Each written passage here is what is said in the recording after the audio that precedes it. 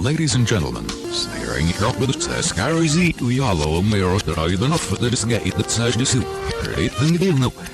Mirror that I said very enough that it will leave Mr. this get that's unsealed. Thank you. Leave the house! Bill Paxton was sure the cops were going to stop him. There was 4 alternate endings. Not just the theatrical endings. When I was growing up, there were Halloween things for kids that were legitimately scary.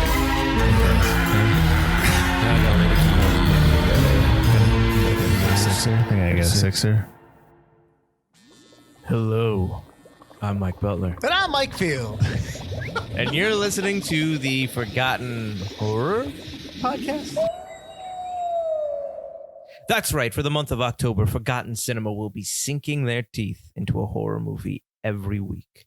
Each episode, we will highlight a horror movie that, for a variety of reasons, was forgotten by audiences. Whether it be because a more popular movie was released at the same time, maybe audiences were too scared to see it in theaters, or the movie simply didn't catch on in its initial run. We'll break down all aspects of the movie as well as discuss what we love or perhaps don't love about the movie. But we'll always suggest that you revisit.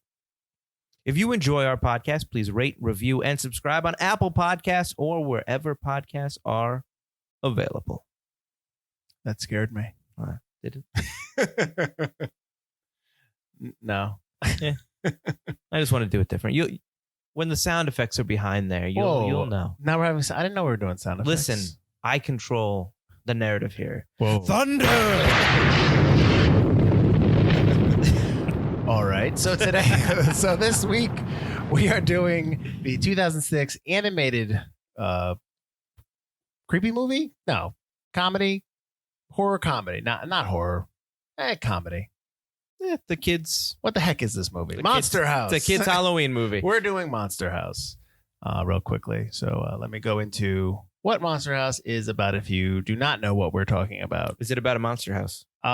It is, in fact, about a house that is a monster. Yes. I watched the right movie. Okay, nice just job. making sure. And we did not watch any extended editions. We both watched the same version. Yippee. All right. So sorry, I'm quoting from Phantom Menace. So here we go. The parents of 12-year-old DJ Walters, which this is the first time I knew his last name, they go away for the weekend, and he is being left in the care of a babysitter named Elizabeth, who would prefer to be called Z because she is a punk rocker, I would assume. Oh, yeah. DJ has been spying across the street is a house that DJ spies on that Mr. Nebbercracker lives there, and he always yells at children and he steals their toys and he tells people to get off his lawn, and he's just all around creepy. And the house is in disrepair. It looks nothing like any other house on the block. So DJ thinks that there's something going on as he always spies, and he thinks that the house or Mr. Nebbercracker is spying on him. His friend comes over and he says, knock it. His friend Chowder comes over and says, knock it off. And then he loses his basketball, and DJ goes to get the basketball. Nebbercracker comes out, yells at him, says, get off my lawn, blah, blah, blah, takes the basketball. What ends up happening throughout the story is that the house, Nebbercracker, they have an altercation where he yells at DJ and he ends up having a heart attack and he's taken away. And then the house starts going crazy, and the house starts coming out with its tongue that's a rug and starts the house comes alive. It comes alive, takes a dog, and basically they are fighting against this house to stop whatever's going on in this house, try to figure out why the house is a monster house, why it's stealing toys, why it's eating people, because that ends up happening throughout the movie. And and then that's it. Save the day and whatnot. That's as short as I could do. Okay. Well, I mean, that's the general plot.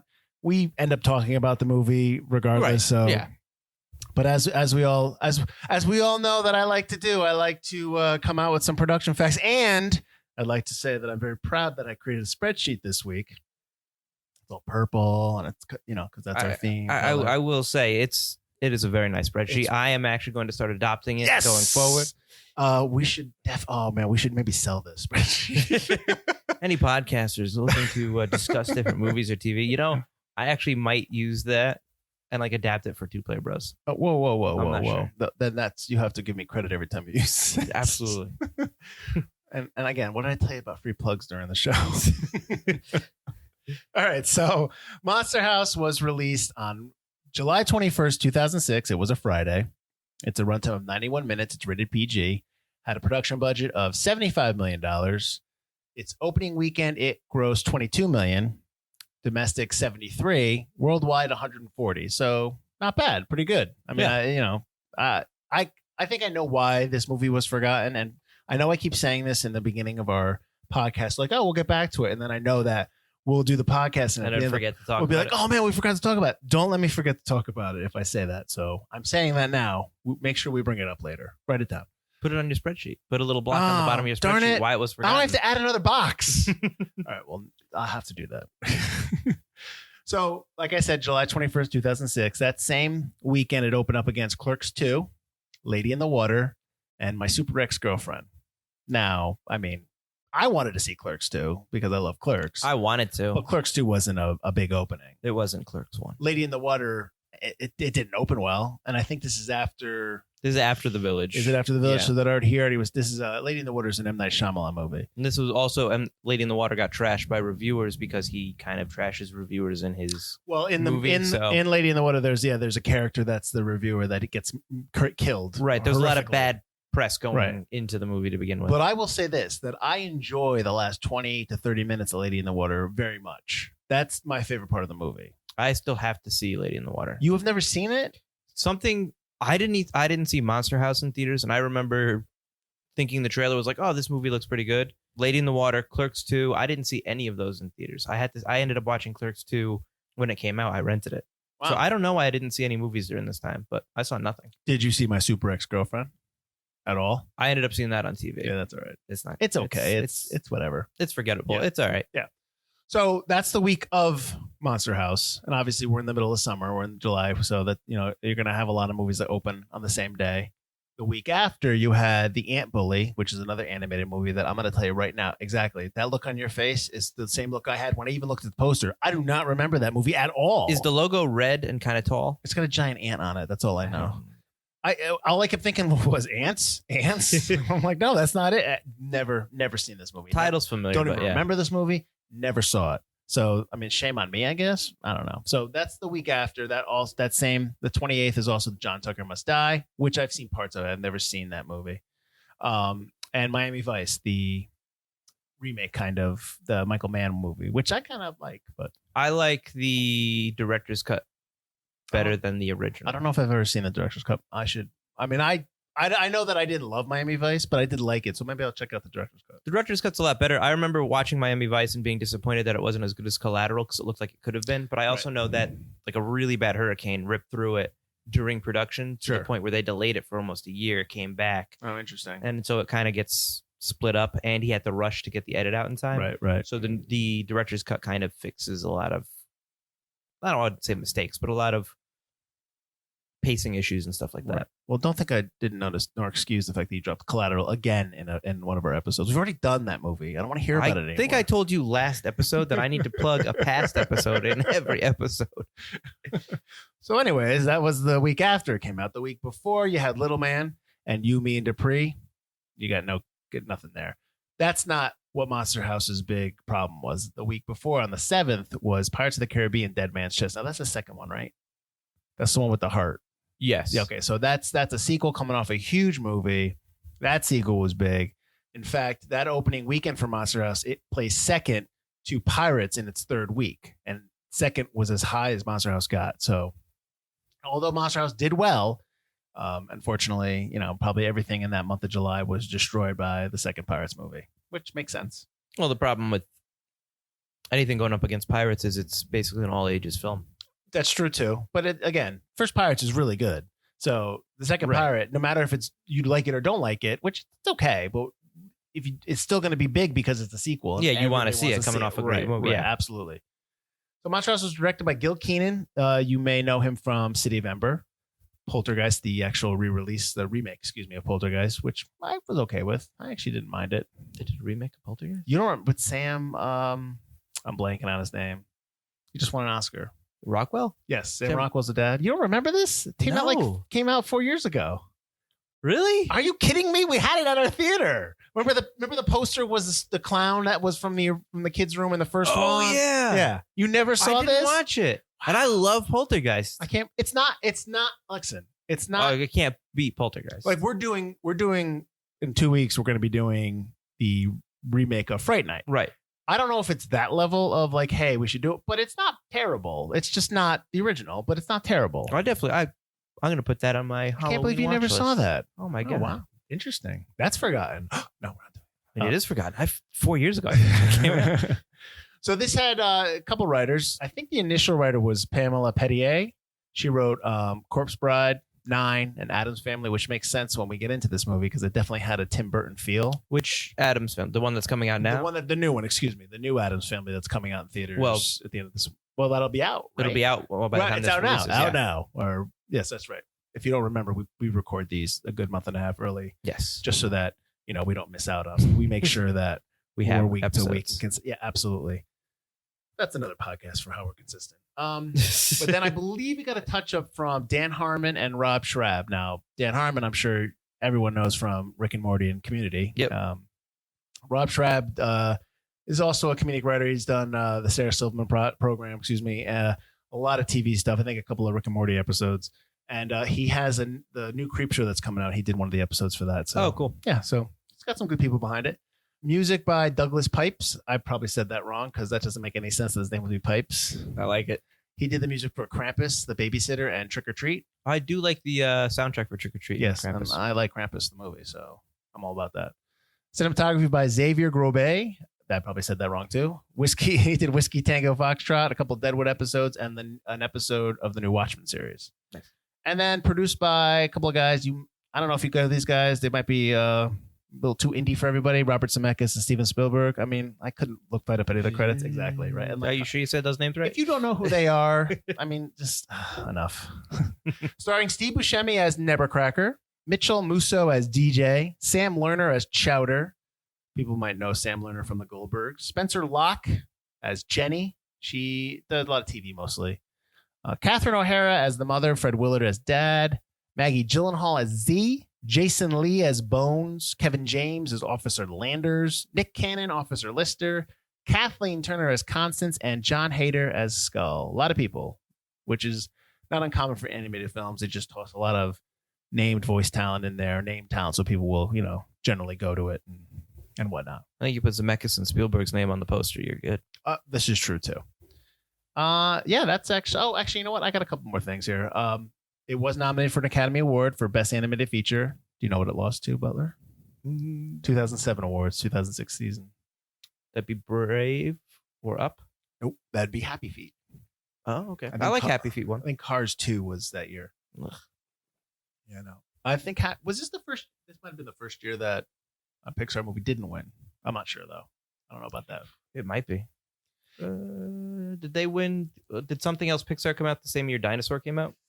Yes, Dinosaur was kind of like a toss-in, but it was not. I want to say Dinosaur came out the same year as. Was that a couple years ago? Inside Out. Oh, maybe. Maybe. I don't know. I can't. I don't know. Something I didn't know was that this movie was a motion capture film. It was rotoscope. It wasn't. So the actors were wearing the suits. They were actually performing. This is the first animated film to use Sony's animation rendering software.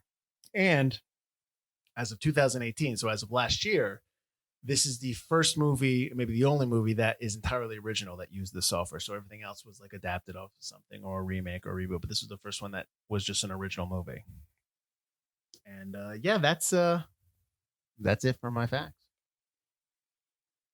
Well, then one of my notes, I'll jump right off from what you just said. I really love the spreadsheet, but go ahead. So you say about how it's rotoscoped and not, just mocap rendering. Mocap, yeah. One of the things I really like about the film as I started watching it, I really like, I like how their movements were very, very natural, very cool. And also it gave it a little bit of a claymation feel. Sure. And I wonder if that's part of the rotoscoping because it almost seemed like it skipped a couple frames, which is very similar to like how claymation almost looks like when they're moving and stuff. Now, I don't know if it's rotoscope because have you ever seen a Scanner Darkly? That's with Keanu Reeves. I've seen that's bits and rotoscope. pieces. So Yeah. I don't know if it's rotoscope. I think it's motion cap, but I don't. I Oh, don't it is know. mocap. Okay. Honestly, I don't know the difference. I just think I'm looking at what I see. So I Right. think it's definitely mocap. But I will say that the only thing with the animation is that it's dated. Did you get? I mean, that's no fault to the movie because it's a movie that's 13 years old. Right. Though there are some things at the very beginning, it did look. I was like, eh. Like the hair never moves. The hair never moves. Their mouths They're look very weird. plain. Yeah. But I will say when they get into the house, once they get captured by the mouth and they're in there and they're shining their flashlight on the different objects in the house, some of the stuff does look really good. The Wilson basketball is really detailed, all the dust and stuff on the furniture. So like some parts I was like, ooh, that actually looks really good. And the house itself, when it starts to become more of a monster and really break apart, I was really impressed by the amount of detail and the sheer amount of just individual shingles and pieces of wood. And at that point I was like, ooh, that's gotta be claymation or something. I remember when I first saw this movie, and I didn't have honestly 2006. So we didn't have Veronica at that time. That's my firstborn. So my wife was pregnant. So this was just me watching it. So, which, it's not unusual. So yeah, no, I remember liking it a lot. And by saying, I know I'm saying the animation is dated. That's not a knock. I think I remember at the time really liking. So they probably worked with what they had as best they could, right? And that's fine. It's you can't really knock something like that. Just like when you watch the first Toy Story compared to Toy Story 4, you're not gonna go back and redo that like they do the Star Wars movies. It is what it is. That was for the time fantastic. Well, Meet the Robinsons was around the same time, right? I don't remember. This looks better than Meet the Robinsons, which had the power of Disney behind it. Meet the Robinsons, I thought, was very plain. Well, maybe the mocap then has something to do with that. Maybe. And just the amount of stuff they throw in the rooms and stuff like that, the world felt more alive, even if it wasn't as detailed. You're talking about Monster House. Monster House, okay. Yeah. Now, I ended up finding out, but when I was watching it, I was like, what decade is this? Like, I couldn't figure out what time frame it was. Right. Did you know? I found out, but did you know when this was supposed to take place? I don't know. Because I was confused What'd you guess? as well.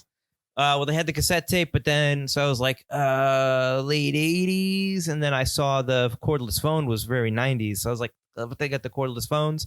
So I would say, which part did they have the cordless phone? Z calls somebody and picks Right. up this cordless phone, this really smooth, small cordless phone. And I was like, 92, 93. So this was supposed to take place in 1983. Exactly. I don't buy Maybe that. some kind of different world in 83. Well, the super soakers that they use, I guess the 3 ones that they use when they go in, 2 of them don't exist in 1983. So anyways, honestly, they probably just kind of it was like a pseudo reality type thing. But I'm okay with that. Because I definitely was getting an 80s, but I'm like, she has a cassette tape. And then I'm like, what? No cell phones, no computers. What year? What is this? I started thinking it was like the 60s or 70s, but I didn't. So 83. That works. I think that works for an animated movie, though. That's fine. Yeah. I just couldn't. I couldn't discern what it was. Well, it's like we talked about Zorro in a few weeks ago, and we talked about how when you set it in the past, how it makes it more watchable. Like if you set it in the past, it keeps better over time. It keeps it timeless. Yeah. It's kind of the same with animated films. If you keep it not set at a certain time, you can show it to kids and they'll be okay with it later on. Well, I don't think. Yeah, I think again we're back to the animation though. I think what they see now, what you see back then, I think that's gonna. I don't think kids care too much because kids will watch whatever. Yeah. So they don't really understand that there's a difference. But I think as you get older, I think you do recognize that. Oh yeah. If we were watching something, oh man, this looks like old animation. Right. But the kids are just going to be like, that's the type of animation. All right, whatever. Right. Absolutely. I thought that naming your kid Chowder kind of really sets the tone for the kid's life. His name's not Chowder. It is named Chowder. His name is something else because they call him by his actual name at one point. His name's Chowder. Why would you adopt the nickname of Chowder then? You're instantly nobody named Chowder is ever going to be the lead in their own story. It's and I question the fact that Chowder has a basketball but sucks at basketball. I like how he has to take his basketball and bring it to his friend's house to play basketball. I know, we talked about this with Meet the Robinsons, and I think we talk about this sometimes with some comedies that you really have to suspend your disbelief with these movies because they are surrealistic and there's a reason why certain things are like, I'm not going to break down the fact that actually, you know what? Let me reverse that. Okay. I know that's a thought process that, we're talking about Chowder and his basketball and his name, how he sucks and stuff like that. Yeah. And the fact that like one of the things that I guess is a nitpick for me in this is that the motivations for some of these characters seem off. Like with Chowder, when they get into the house, like, he's super scared, but then a second later he's brave. And then a second later he's oblivious because there's a basketball bouncing. He's like, oh, my basketball. And I get it. If you want to argue the animated side of it, like, like that's an animated kids for kids, whatever, that's fine. But again, I always do the argument of like, but I see with Pixar movies, a movie like Inside Out, a movie like Brave, like we talked about, those movies do it and they do it well. Right. Why can't I expect that from other animated movies? And I don't want to necessarily make this a negative for Monster House because I don't think it is. I just think it's a kid's movie. So I should really just accept it as a kid's movie and not really worry about that too much. But then again, there's that motivation. There's, I've seen it done before. I had a similar issue with Chowder. I felt like there was going to be more that because you get the sense of there's going to end up being a rift between the two of them at some point because of DJ's tenacity. He wants to go figure out the house. He wants to get into that. And Chowder just wants to trick or treat and have a good time. But at the same time, as it was happening, and especially when they get out of the house and they have a little spat in the front yard, and then they break away, and then it's like, I'm back. Yeah. I feel like that's because it's a kid movie. You also want to keep it tight. You want to keep it shorter. So maybe they wanted to do a little bit of that kind of rift and wanted to expand on that Chowder DJ, like growing apart kind of a thing. Yeah. But they just didn't have, that would have caused, an extra, 10, 15 minutes to your movie. And Chowder has some of the funnier lines in the movie. I like Chowder a lot. Yeah. His dialogue's really good. The line that I laughed at back then, and then I laughed for a good 2 minutes here, was when he's on the phone with his dad and the girl comes in and he's like, kiss my hairy butt. Hey, DJ, you got any beer? Okay, love you. Bye. Yeah. This is, our little observation post. Such as it were. Yeah, posters are stupid. I was gonna tear them down and put up some art. Well, Dad, why don't you kiss my hairy butt? DJ, got any beer? Like I couldn't, just the way it delivered, it was funny. And then like when they find out that they were peeing in the bottles. Oh yeah. DJ, you pee in bottles? That's your bottle. This one's my bottle. Is this pee? Because if it is, that's really gross. DJ? You pee in bottles? What are you talking about? That one's your pee. It's yours. Now, I found out that he initially says piss. Oh, really? Yeah, but they took it out because, it's a PG show. I can see that. Kids don't say that word. I love when he's pushing the dummy out with the lizard's head to distract the monster. Yeah. With the cough medicine. He's like, don't be scared. That's not how I trained you. I love you, vacuum cleaner dummy. The other thing with this movie is it's, like I said before, has a very Tim Burton-esque vibe, very the story arc in terms of just the Constance character. The Constance character is very Tim Burton-esque, yes. Yeah. And, it makes sense who it was written by, when I had mentioned that Miss Pettier's, if I said that name wrong, I apologize. Her credits are The Corpse Bride, which is a Tim Burton's movie, 9, which I think he produced. I don't know if he did produce, but it was yeah. I don't want to butcher his name. That's okay. Don't worry about it. We did it in the last one, but the director of Wanted directed it. Right. Okay. Yeah. So that makes sense in terms of the storyline, the story arc. I was trying to watch it and going, would this scare my kids? I wonder if this would really creep them out. I was watching this with my fiance Elise, and then as we were watching it, especially when like we watched it, and we're like, ooh, whoa, and then when Nevercracker has his little heart attack, we're like, this is for, and he's like on top when of he lands DJ. on him, that's really scary. You think you could just terrorize my lawn? No, I'm sorry. You want to be a dead person? No, I love life. This place is not a playground for children. Got it from now on. This is my house. Why can't you respect that? Why can't you just stay away from her?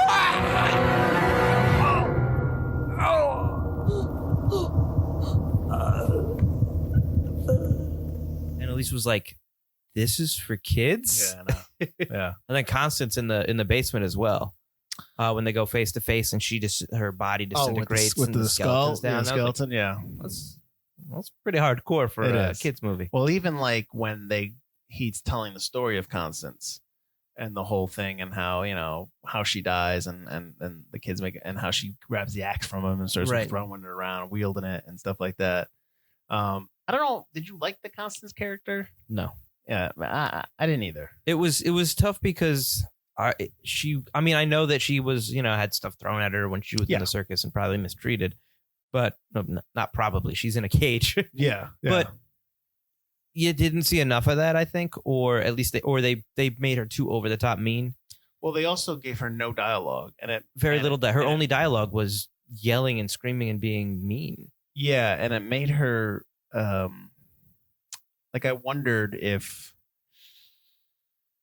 I just wondered if like there was I don't know. I wondered about her backstory. I would have at least needed more kids treating her poorly and a little bit more during that flash. It could have just been an extra, 3 minutes of maybe her falling in love with Nebuchadnezzar or them talking a little bit more. They or never have a conversation. They never. Yeah, it's just like, I'm going to take you away from here. All right. He says everything. I love you. I'm gonna take you away. You want me? And she's just like, like she like almost like she can't talk. And Right. like, and that's fine. But like it kind of leaves it one sided where like, I mean, I know we're supposed to feel bad for her, but like but she's ultimately the bad guy, quote unquote, because she's the house. She's almost like Right. irredeemably bad because you don't see Right. the good in her.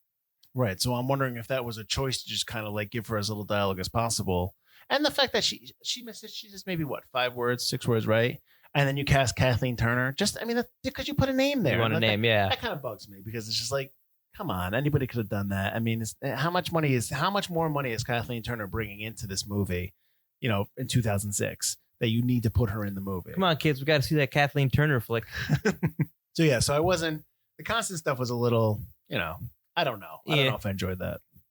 But I've also noticed this is a movie where, and again, I know it's a kid's movie, so it's typical. Sure. But I thought this was maybe a little further than normal, where every adult is a jerk. Oh my God, yes. Big time jerk. Yes. Big time jerk. Mean. Like Even even his parents are jerks. Yeah, the super mean, super like not oblivious. Now, granted, this is the 80s. So maybe being a parent, not that I'm this way, but I have come across many other parents who are helicopter parents, if you know what I mean. Do you know what that phrase means? I've heard it before. So basically they hover over their children. All right. And they're like always like on top of them. Doting. Like, you're doing Okay. this. Yeah, that's right. You okay? But like, it's always great when the helicopter kind of glides over your children and they start talking to your children, and you're just gonna be like, "Whoa, we're good. We're good." Like that kind of. You have to have that conversation. But so back in the 80s, people just were like, obviously, you see the memes all the time on Facebook. Remember when everyone was on their bikes and they're all around, and it's like, well, it's a different world now. Okay, kids don't do that. And I honestly, when my kids are on the front yard, I make sure that I'm out there keeping an eye on them because honestly, you don't know. But back then, kids can do whatever they want. So I guess, parents maybe were oblivious to some of the dangers of the world. I'm maybe okay with back the then. obliviousness. I'm okay with the kids doing But you're whatever right, they they were want. jerks, yeah. But they're jerks. But even like the mom's when- just like, yeah, all right, whatever. And the dad hits Chowder with his car. Yeah, he backs right doesn't into him. apologize. Yeah, I know. Runs over his mask. Yeah. Won't say I love you to his son. He knows it. I don't have to say it. Yeah. Like, it's just like, oh, come on. And then Babysitter. Z is mean. And then her boyfriend Skull. Is it Skull or Bones? It's Bones. Bones. Skull is the other guy. Skull is the arcade guy. Fun fact, Butler. Mm-hmm. The backstory of them is that they actually were in a band together, Skull and Bones, because that's the That's hat. the she's hat. wearing. Yeah, I figured. So that's that's the little and the thing that the cassette tape she puts in is supposed to be them playing. Yeah. Now let's talk about how Bones looks like he's 45 years old in this movie. Like he clearly looks like an old man. Like I'm like, what? He's a strung out, probably high school or college dropout. Yeah. And With he's not gross nice. teeth. He is the meanest. He Yeah. just starts for no reason attacking DJ and like Yeah. ripping out the stuff. Like, oh, and she's like, oh, you're so funny. It's like, oh, come on. And they definitely walk that line where she kicks him out of the house and they're like, he'll like fooling around, they're goofing off. And Yeah. they definitely cross that line where like, me and you know what's going on there. Right. But, kids aren't going to figure that out. But we know what's happening there. And it's just like, oh, man, there's a couple times where it goes right to the point of, is this PG or PG-13? And then it comes back. Yep. So yeah, there's definitely that stuff, which I guess watching it now and when I watched it back then, I appreciate because it's not a kiddie movie. Right. Like I'm not gonna. Don't get me wrong. I'm sure Trolls World Tour is gonna be very fun for kids, but I am not breaking down the doors to go see that with my kids unless they drag me to that. So right. So if something like Monster House 2 came out, yeah, You'd be okay watching it. Yeah, absolutely. I also thought it was surprising that he's drinking a beer when they're fooling around and he takes it out of the house. Mm-hmm. Oh yeah. I was like, oh, the kids movie, alcohol in the kids movie. All right, Yeah. all right. Yeah.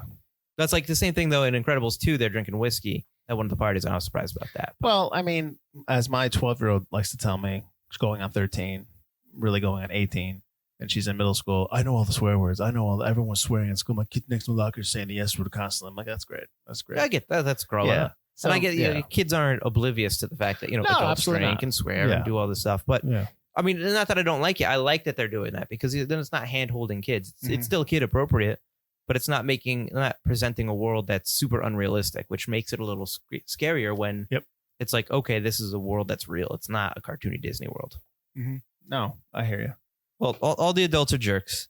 I thought the dialogue was really, really well done, though. I really enjoyed the dialogue in the film. I liked Chowder and DJ's banter. I liked the cops, Kevin James and Nick Cannon's cops characters were But they were pretty jerks? good. They were, of course, they're adults. Now so let me ask you a they have to question. be Do you think that they cast Kevin James because the cop was initially overweight, or do you think that when they cast Kevin James, they made the cop overweight? And if so, don't you think that annoys Kevin James at the fact that he got that role? Granted, I think this is when he was first starting to become a star, so he's just gonna pop it. I think he'd be okay with it. Yeah.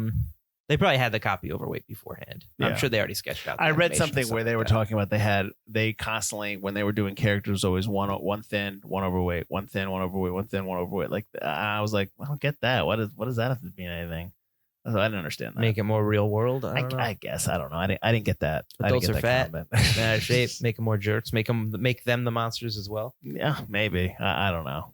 How about the fact that? Well, I broke off your train of thought? We were talking about? Just the dialogue. Well done. How about the fact that when they're getting chased by the house, and it's ripping up the street, nobody comes outside. I thought the same thing. Granted, it's Halloween, and we've already seen the kids Trick-or-treaters out. We were saw a out, trick or treater, and he's like, I have to stop him. Well, if you notice, the trick or treaters came down in a line, as trick or treaters normally do. They just leave their house, all go to one end, and start like it's a race. That's how trick or treating works. Yeah, it's very convenient that there's nobody outside. It's a parade of trick or treaters. What happened to the other side, or this house right here, or next? Like you go to the first house you're closest to and work your way from there. Yeah. I don't know any trick or treaters that go, all right, let's start in the back and work our way forward. Yeah, and again, it's a kids movie. I get it. Yeah. But seriously, that's a little bit like nobody heard this. Well, the end with the explosion. That explosion was huge. It was. That was like Very. half the size of the town. No one heard it. No one's confused. No Mhm. one's wondering. Mhm. No car alarms went off. What happened to Nebuchadnezzar's house? It turned into a monster, so I blew it up. Trick or treat! Going back to the adults being jerks thing, maybe the reason the adults are jerks and overweight and why, Bones looks gross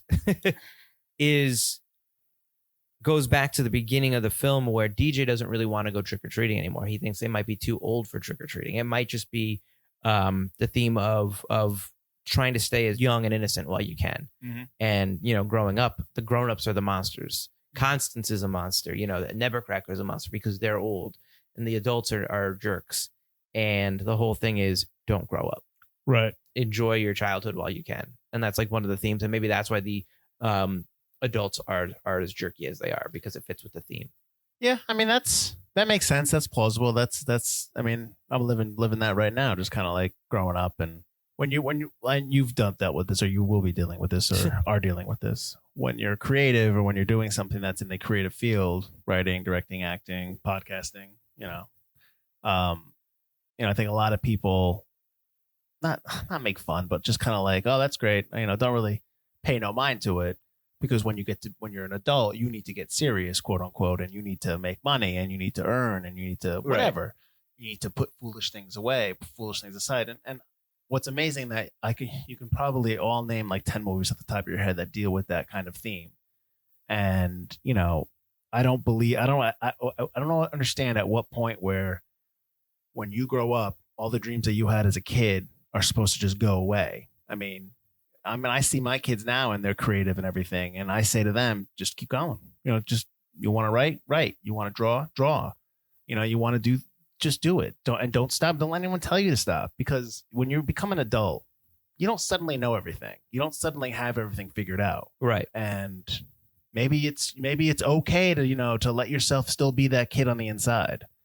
And the fact that in this movie, these adults are jerks.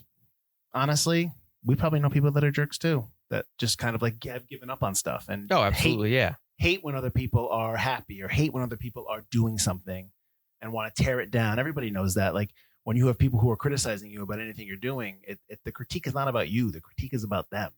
You know? So you can't. So I mean, it makes sense in this movie that they're jerks for that reason. And yeah, I agree with that. So screw them. I didn't mean to get serious there for a second. Whoa. Don't give up on your dreams. Did you notice the Stephen King homages? I've got 2. Okay, bring them. Well, I mean, the house is an homage from the 3rd book in the Dark Tower series. Yeah. Okay. Okay, and then the mechanical monkey from one of his shorts, the monkey or whatever it was. I never read it. Oh yeah, I mean that's kind of like a common fable. The monkey. No, the monkey's paw. The monkeys. Yeah. Is that one he wrote that about the monkey's paw? I think he wrote a story about it. Well, Okay, I'm not positive, but the monkey's paw is like a. Look at The Simpsons also did a monkey paw. Yeah, everyone does a monkey's paw. That's like any kind of anthology series. Like even in friggin' the new Twilight Zone, his second episode was the monkey paw, right? Didn't he do a monkey's paw? Oh, was it? I thought so. I have to catch up on. I never watched. No, it. the second episode of Twilight Zone is the airplane. Well, what's the first one? I thought first there one's was. the I thought he comedian. did a monkey's paw one. It's possible. Maybe I'm thinking of something. I'm only 2 episodes in. I gotta watch the rest of it. I'm no episode then, because every time I mention it, someone's like, "Oh, it's not that good." Everyone's like, not giving me. It's an anthology series. You're gonna get really good ones. You're gonna get okay ones. I thought the first episode was really good. The second episode's okay. Yeah, but I'm gonna go back to it at some point. I'm waiting for the Amazing Stories reboot on Apple. That's still coming. It's still coming, but it's been worked on for a long time. They're not gonna do it. They're not gonna do it, and they're gonna do it. They're gonna do it. And it's gonna stink. Now that attitude. It's gonna stink. Did you know that there were 2 bullies that were in the beginning of this movie that were like making fun of DJ, but they cut them because they thought it'd be too mean? I think the parents are already really mean, and they don't need that. The boyfriend, you don't really need. You don't need a bully subplot. You get the point that they're kind of not the most popular kids. Yeah. They make that pretty clear right from the beginning. Mm-hmm. And Cheddar wears a cape on his back, and the kid's like 12 years old. Come on. That's its uvula. Oh, it's a girl. Oh, it's a girl house. Which he's right, but yeah. Everyone's got a uvula. It controls your gag reflex. I don't got one. Did you watch the credit sequence? Because in the movie the house eats a bunch of people. Eats the 2 cops. Yeah, I watched through. Yeah, they actually had to put the people coming out of eats bones. Had to put them coming out of the house out of the hole because otherwise it would have gotten like a PG-13 rating. Oh, because they had to show them alive. Yeah, so they had to show the dog and the people coming out. When the credits first started rolling, I put the notes. Oh, my note was like, "Oh snap! The house actually eats the people." And then the credits say they undid it. I had to delete it. I was like, "Oh, cop outs!" I started deleting it. Well, I'm curious. Like, where were they in the house? Were they like cocooned somewhere? Exactly. If you're gonna have to add that back in your credits, you need to add something within your movie where like you can see that they might still be alive. Yeah, because they're dead. I'm sorry. I like put this under the hey, it's just a kids movie, Mike, but like no big deal. Just a couple preteens operating a giant digger at the end. That's right. We're good. How does it work? I think like this. When they're hanging out, they're super casual about starting it. Oh, stop! How do you stop the thing? Okay, so you're gonna come with me to this thing? It's like they're really casual about just even turning it on. Yeah, but again, file that under it's a kids movie. Shut up, Mike. Also, I loved when he's trying to tell the house that he's got to, this is, he's telling Nebbercracker's telling the house, I gotta blow you up. Yeah. But it's all right. Don't worry. It's cool. Haven't I done everything for you? And then he lights the match on the board, like on her, Mhm. like I'm gonna rub it in. Shink! Like it's like basically the equivalent of like lighting it on someone's cheek. No, this is good for you. Be quiet. Gotta blow you up. I thought that was interesting. I like the foreshadowing. I like that they went to the construction yard earlier. I like that they turn on the bulldozer and then they come back to it later on. And I also like that because when they first went to the construction yard, I was thinking, why? Like, why are you presenting this whole new set for no reason? Right. I do like that they brought it back. I also liked because they made it kind of casual. DJ kept making the baskets when he was throwing the basketball, like swoosh, swoosh, swoosh. Right. Well, that could And be. then he ended up being the one, But I didn't see a Putting the gooseneck on the end of dynamite that throw. right. Like when they teach you to play basketball, the gooseneck, you're waving goodbye to the dynamite. I didn't see that. So well, he just ended up dropping it down. I figured That's he'd true. do more Well, of he a dunked basketball it. throw, but at least, yeah, he dunked it. you're saying that you thought that would I thought he'd throw it. But I mean, it does still kind of come back because he is the one that ends up putting the dynamite in the hole. But true. it's a little bit of foreshadowing that I liked. It's good. I mean, yeah. I'll tell you what I didn't like. The line that Skull has when he goes, "You make me want to throw up in a tinfoil and eat it." Like, what does that mean? Ugh. Yeah. I didn't really pay attention to that Like, line, but gross. Well, I heard the line, and then I'm like, is that just John Hader going, this is going to be funny? Because it doesn't make sense. So it'll be funny. I wrote Napoleon Dynamite. He wrote that? No, he didn't. Napoleon Dynamite's his movie. He didn't write it. He did not write that. listen, Check buddy, that. I'm Check gonna- those facts, because I don't believe he wrote Let's that. pause this cast for a second. I'm gonna go in and We're going to pause the cast for station identification. You're listening to the Forgotten Cinema Podcast starring Mike Butler and Mike Field. And now we're going to be sued because we're using the theme from Girl from Ipanema. Let's see. Who wrote this? I do know that he broke his ankle on the first day on set for this movie because he tripped over wires. For Monster House? Yeah. That's awesome. I mean, That's awesome. You fractured your ankle. That's pretty cool. oh, you're right. Jared Hess wrote Oh, it. in your face. I was always so sure he Why would you wrote think and he directed. wrote that? Because I was always pretty sure it was his stupid movie. It's why I've always hated him. Because I hate Napoleon Dynamite. Fun fact, Napoleon Dynamite will not be a Forgotten Cinema. Because I hate it. You know what I was thinking? That we should do special episodes for when we start doing the Patreon where it's an episode where like whether you love the movie and I hate it or I love the movie and you hate it and it's just we're just fighting each other. That would be Ooh, good. more angry. Well, I mean, like in a good way, but yes, yeah, I thought that Forgotten might be Cinema feuds. Ooh, yeah, but that could be like a good like kind of thing to offer for. Hey, spoiler alert: we're gonna be asking for money. Yeah, we could do that. Thought that was interesting. Do you like Napoleon Dynamite? I could take it or leave it. I wasn't. It was a big indie, and it put a lot of people. Got a lot of people indoors, like, you know, to do other stuff, which is fine. But like, nah, I wasn't like one of those people who are like, oh my God, this movie's so great. I need to get this shirt. I need to get my vote for Pedro shirt going. You know what I mean? Like, I wasn't like that. I despise. Well, I didn't despise it. I just wasn't like, you know, I wasn't a big fan of Nacho Libre, which was, I guess, their second one. Nacho Libre was okay. That's the one that I could take or leave. Yeah. Nah, it was whatever. I wasn't like, oh, you know, I wasn't in love with it, and I wasn't like necessarily hating on it like you are at this moment. Yeah. But you know, hey, we all make different movies that people aren't going to like, Butler. Listen, it's all subjective. If you Yeah. like Napoleon Dynamite, I'm fine.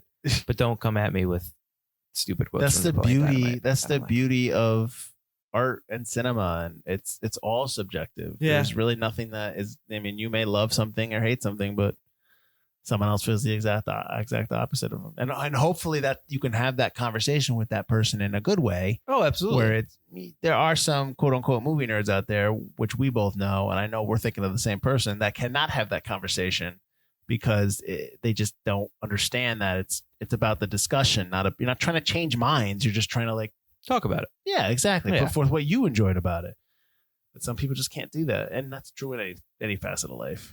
You know, those people that can't do it, I generally don't talk to about movies because it just doesn't go anywhere.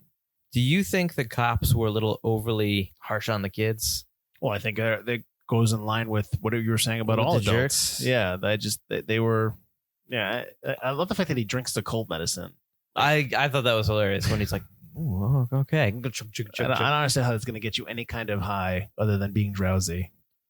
Well, cough medicine's got alcohol in it. It's got a proof, How- especially in 1983. Well, okay, in '83, sure, maybe it's basically codeine. Basically, yeah. Okay. All right. That makes sense. I guess that makes sense. But I mean, when the cops first tell him, get lost, and DJ's house is across the street, I live across the street, and he's marching him with the car They're like driving right behind him. that's a little. I was like, whoa. but again, it's the '80s, Paul. That's true. These are the Stranger Thing kids before Stranger Things. So actually, we talked about Bones' look, how he's 45. I actually had not only did I have a real problem with his face, I actually had a real problem with DJ's face, just in terms of like the look of it. Like he looked ghoulish, like in terms of like he looked like he's from The Corpse Bride, the movie. You know what I mean? I was okay. I mean, I'm talking about just, I guess, because DJ has a long face. well, it Very goes back gaunt. to the Tim Burton kind of. No, I get that, but Tim Burton didn't make this movie. I get that, but I think that's what they were trying to go for. They were trying to go for that kind of spookier look, that almost like claymation type look. So like, why do you hey, make let's your try to do lead that. spooky? It's a Halloween-based movie. Here's the I thing: guess. why'd this movie come out in July? That's a good question. And now that it reminds me, why was it forgotten? I mean, honestly, though, it made a lot of money, so I don't, and it generally got reviewed well, and people liked it. Right. But again, why don't you ever hear about it? I mean, I'm asking. I'm legitimately asking you. While I'm watching it, I have watched other children's Halloween things. I mean, granted, I'm older now. I'm looking at this as from an adult because I never watched it as a child. It came out after I was already grown up. When I was growing up, there were Halloween things for kids that were legitimately scary. Sure. That really kind of was like, oh, that's pretty creepy. I mean, I grew up with like Scary Stories to Tell in the Dark, which is now a movie, but even the book series was scary. There was the show, the TV movie, The Halloween Tree, I think it was called, which was creepy for me as a kid. I mean, we had Halloween stuff that really generally scared you. Mm-hmm. And I think nowadays kids live in, I don't want to sound like a freaking, like one of those like grown-ups who are like kids like you already brought up. Kids nowadays don't, but like kids nowadays are sheltered in terms of like it's almost like it's not okay to scare kids. It's almost like it's not okay to take them out of their comfort zone. It's not okay to show spooky stuff. It's not, it's, everything Halloween for kids has to be this really rated G, just funny. Don't scare kids. Mm-hmm. Nothing creepy, nothing scary, nothing even remotely violent or harsh or something that plays on their fears. And kids need to be scared. It's a way to teach lessons. It's a way to do that. I don't think it's necessarily a bad thing when kids are scared. Right? Exactly. And I think nowadays, hold on. In terms of watching movies, not just like I generally scare my children. Yeah, Exactly. Just when you watch movies. Yeah, Yeah. I understand. and it's like look at the old fairy tales and stuff like that was always like teaching a lesson, but the things didn't turn out well for the original, Little Mermaid or Cinderella and stuff like that. And those stories were meant to scare kids and teach them lessons. And I feel like nowadays we're not teaching kids lessons through that. And I think everyone thinks, oh, it's a great thing. It's a great thing. And then when you get a movie like Monster House, where it is legitimately creepy in some parts or a little adult in some parts and shows the world how it really is, parents who want to shield their kids and don't want to show like a lot of parents. I mean, maybe you'd show Monster House to your kids, but I mean, I'm sure a lot of parents would watch it. I'm going to screen this first before I show it to my kids, even though it's already PG cartoon movie. But we get people in the theater that are like that too. Is this appropriate for my kids? It's a cartoon movie. It's rated PG. Yeah. I think it's okay. Unless they're seeing Sausage Party. Exactly. Or Ted. And they're like, oh, what's in it? Well, it's like, well, one character drinks. Well, I can't. A character drinks a beer. I can't do. It's like a kid drinking a beer. Yeah, it's like, oh, the house is creepy or it does eat people. And it's like, well, that's too violent for my kids. And I feel like this movie might be too creepy for today's sensitive parents and viewers. I feel like that might be why it's like, okay, this is maybe a little much to show my kid. Sure. I think that I don't know if that it's changed. I think maybe the loudest people in the room have changed in terms of you only hear about parents that are just kind of like you're saying, like are trying to protect their kids. I think those are now the loudest people in the room rather than before it was common sense people. I don't want to go off topic and just kind of get into a deep dive of the society as a whole, but I will just say that when I talk about the loudest people in the room, you're at a party. The whole the world's a party. And normally at the party, the loudest people in the party are the common sense people. The people that are like, relax, calm down. That's not what this is about. Now it's more of the extreme side, both sides. Right. Anyways, any side. Those are the people that are loudest in the room. And the common sense people are just kind of like, enough. I'm tired of dealing with it. And they just kind of move aside. And I get that because I'm like that. I don't want to get, I've told you this constantly. Yep. There are situations at the theater with our work, people we work with, customers, but I already know where the conversation is going to go if I enter, because I've done it already and I know where we're going to, and I know it's going to end in an argument. And not that I'm afraid to argue, but it's just been there, done that. And I'm tired of having the same kind of argument or discussion about it. Right. But so, you know what? Honestly, are those the fights that are worth fighting? Maybe. But yeah, no, I hear you. So in terms of in terms of parents with their children and protecting them from stuff, yeah, I mean, that's just, there's a lot of that going on. And good or bad, that's not how we do it here at the Field household. Nice. I mean, it's not, now mind you, I'm not going out of way to, hey, listen, kids, sit down. We're going to go watch, we're going to watch Trick or Treat. Here we go. Now, it's not like I'm doing that. Partly because I don't want to have to deal with the getting up at 3 a.m. for the nightmares. That's part of what happens. I don't need to deal with that. but like something like Monster House, like I'm fine with that. Like even Veronica, she's 12. Like I said, going on 13. There's been some PG-13 movies she's wanted to see, and I've had to just kind of like watch them just to kind of see if, am I going to have to explain that? But I've let her watch a couple, and but she's more kind of like not afraid, but just kind of like nervous to watch certain things. Like so she won't watch stuff. She doesn't want to watch something that scares her. It's the middle kid that I have to worry about because she's going to be something that Penelope's gonna really want to watch stuff a lot, and that's fine. She wanted to watch Ghostbusters for the longest time, the original. I was like, all right, if I just watch it, I've been watching Ghostbusters. Yeah, I know, but like there's stuff in there that like I could have been like, oh my god, what is she gonna discern from Dan Aykroyd's dream when you know what I mean, like that kind of stuff. But it's like at that point, I'm like, she's not gonna discern anything. I didn't know anything what that was about. Exactly, she's not gonna understand it. The only scene I wasn't allowed to watch when I was younger, because I'd been watching Ghostbusters since I was like 5. I wasn't allowed to watch The Librarian when she turns evil. It's scary. Because that's scary. Yeah. And even the taxi driver kind of creeped me out when I was a kid, when the ghosts start invading. Right. Okay. But other than that, it was fine. It's just the library scene was the one scene my mom was like, you just can't watch the library scene. Yeah, I can understand that. So, but PG-13 movies, when I was younger, I was allowed to watch all those. That's like, it reminds me of, do you remember The Simpsons when they're watching Finding Nemo and what's his face, Milhouse is telling him like, there's a chapter 1. Oh yeah, when she dies. So yeah, I thought that, but yeah. So, I mean, yeah, if you're at, I mean, so the question is, would I show my children this? Oh no, that's not the question. The question was, why is this forgotten? It also came out in July. Yeah, but it made money. It made money, but then maybe it was already forgotten about by Halloween and people weren't thinking of it as a Halloween movie. Right. Maybe. I mean, you could also think about like what was coming out in that time frame for Halloween. Like maybe there was a kids movie coming out around Halloween. So you're thinking that just because within the period of the couple weeks around it, there wasn't really a big kids movie, but maybe yeah. Later on there was something that trumped it within like its right. Well, the time where it should be memorable. The only kid. I mean, the kid movie after that is the Ant Bully, and the fact that me and you do not remember that movie should tell you that probably that wasn't a good. That movie was not a threat to Monster House. No.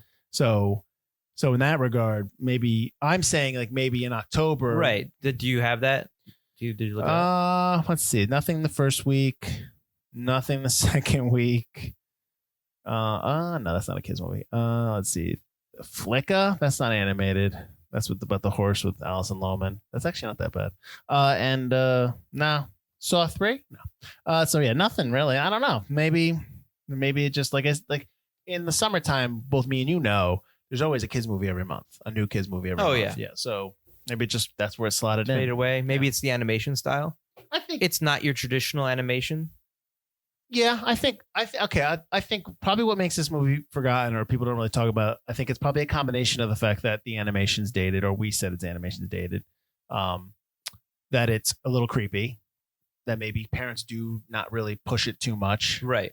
Maybe it's not a Disney movie. So maybe that's why. Well, you look at like Shrek is shown all over the place. Oh, And Happy Feet got a Happy Feet 2 and 3. But Shrek, but it's not. It's also not. Maybe that's it too. It's It's not not- really a comedy. It is. It's comedic, but it's not really. That's not There the aren't a main lot- genre. yeah, there aren't a lot of laugh out loud moments. Right. So maybe that's why it's not kind of, people don't kind of see it a lot because, I mean, think of it like this. You're, I don't know, TNT or you're A&E or whatever, and you're trying to like come up with a slate of kids movies to show.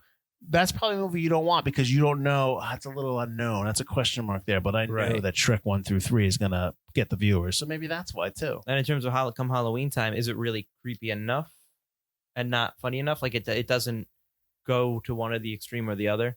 Well, I'll tell you what, it's not going to be a movie that they're going to show you in like the school. Because I'll tell you the movie they show to kids in school, and it's that Spookly the Square Pumpkin.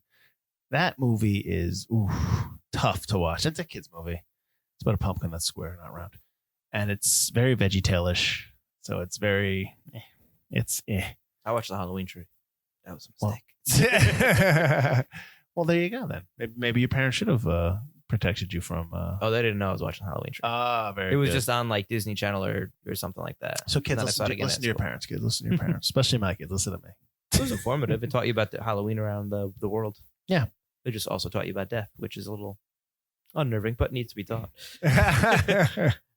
But yeah, I mean, I think it does give a good Halloween vibe, though. I mean, it takes place in the fall. It looks like Halloween time in any suburban area, basically. So I think in terms of putting this in Forgotten Horror, it works, especially as our kids feature.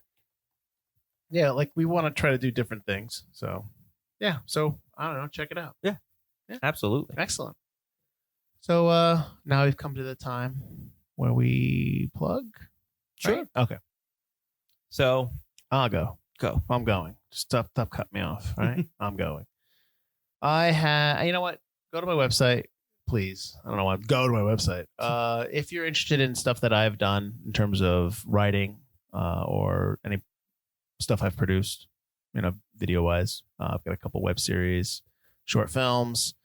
There's a couple scripts on the site that you can actually read excerpts from if you're interested. That's my website's Michael D, as in David, michaeldfield.com. You can also, if you're interested in hey, Mike, you've got a couple books you wrote there. That is correct. And that is part of the Adam Parker mystery series. And those are available on Amazon. And you can actually get to those links as well on the website. I have a little tab for books and you can get there. Everything you want to know about everything that I have done is on that website. So please go. Also, feel free to visit ForgottenCinemaPodcast.com, where every week we have a new episode. You want to look at some older stuff that we've talked about. I know that Butler keeps dropping Collateral in there. We've done the last other. If you're looking for a kids movie, and I think we pretty much did not curse in this episode, right? Because we try to not curse in the. Listen, if we cursed, Mike's going to cut it out. So yeah, you did say a couple things. You did say a couple things too, don't you? I said freaking. What did I say? Did I swear? I'll cut this out. You said suck, which oh my god, they're not allowed to say on Nickelodeon. I'll tell you that. Well, this isn't Nickelodeon. Okay. We just had a Do you conversation. let your kids say suck? Well, they say it. Because when I was a kid, I was not allowed to say suck. My wife constantly tells my kids they suck. Like jokingly, but she's like, "Oh, you suck," and they're like, my "Oh, parents- mommy said suck." I go, "Well, you suck." My parents swore in front of me all the time, but I just Yeah. wasn't allowed to say the word. Suck was one of those words. Listen, this is That's fine. if you want to know how it goes. If this is the new age, suck is if fine, you want to then know how that's it goes in the Field family, basically, we don't swear in front of our children. Although my wife did swear one time, and she denies it, but she did. We don't swear in front of my children, but we tell them, "Listen, you're going to hear stuff, and I can't stop that, but don't say it because if you say it, then it's a problem." So. Right. That was the right. thread of grounding was why I didn't swear when I was younger. So yeah, so that's pretty. Because honestly, parents, I tell my wife, it's all about survival. You just have to get. you just have to just treat them, treat them right, but train them right. Teach them the things, teach them to love everybody and teach them to, be supportive and be good people and live in this world and be kind to everybody. But you just have to survive because they're gonna yell at you. Mike, when you have kids, they are gonna test your limits to no end. You just have to just kind of and listen. I'm not saying that I wasn't yelling back. I had it, but I have learned that doesn't help. So, anyways, where was I? So yeah, I think we were plugging stuff. Well, what I was saying was that we just had a conversation about how people are like, parents are protecting kids from too many things.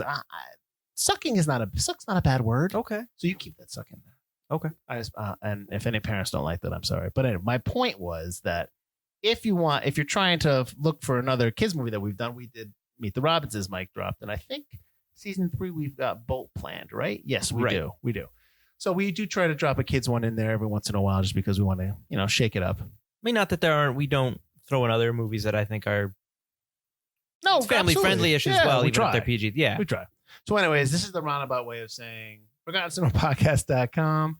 Feel free to check out our old episodes. If you want to give us a suggestion, there's a contact form on the page. You can also reach us at ForgottenCinemaPod@gmail.com. Actually, the contact form goes straight to that too, so you can just do that as well. And yeah, follow us on the social medias. Yeah, Facebook, we are on Instagram, Facebook, and Twitter. We're on Instagram a lot more than anything, so that's probably our best medium, which is probably true of a lot of podcasters out there. So yeah, drop us a line because we do respond back. I do respond back. That's right, brother. Yeah, you don't do anything. Brother does nothing. You're the guy with the master's degree in social media marketing. Don't remind me. I'm just the talent. Okay. I also control the narrative, so don't forget that. Okay. Listen, I saved you from saying supposedly in the last episode. Yeah, because you've never said a word that doesn't mean anything. Never. You're faultless. You're perfect. Misremembered?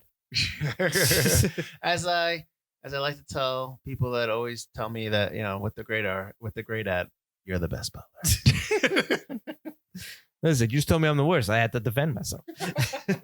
All right. Take it away. So I've got 2 other podcasts I do. I've got Crack One Open, a podcast I do with my fiance Elise about brews, news, and pop culture reviews. Every episode, we crack open a new craft beer. We talk about the brewery. We talk about the style of beer. We talk about what we think of the beer, what we think it tastes like, and stuff like that. We don't really review the beer because I don't think that's fair. Everybody's got different tastes, but we do talk about it and the history of that style of beer. And then we, as we're sipping that beer, we talk about the latest pop culture news, what's going on in, TV, movies, streaming sites, that kind of stuff. So if you're interested in hearing me talk about more modern stuff or more stuff that's more recent, that's where I talk about it. I've also got 2 Player Bros that I do with my brother Alex. It's a podcast about 2 brothers who play way too many video games, where we talk about the latest previews and news and reviews about video games on all systems: Xbox, PlayStation, Switch, PC, and VR.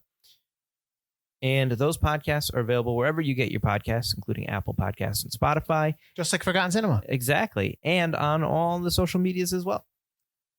And join us next week when we're going to be doing the 1976 horror movie Burnt Offerings, starring Karen Black, Oliver Reed, and Burgess Meredith, a movie directed by Dan Curtis that I have never seen. I have never heard of until Butler brought it up. Yes. So we'll see how that goes. So Burnt Offerings next week for Forgotten Horror. As always, thanks for listening, everybody. My name is Mike Field. I'm Mike Butler. And this has been Forgotten Horror. Keep it spooky.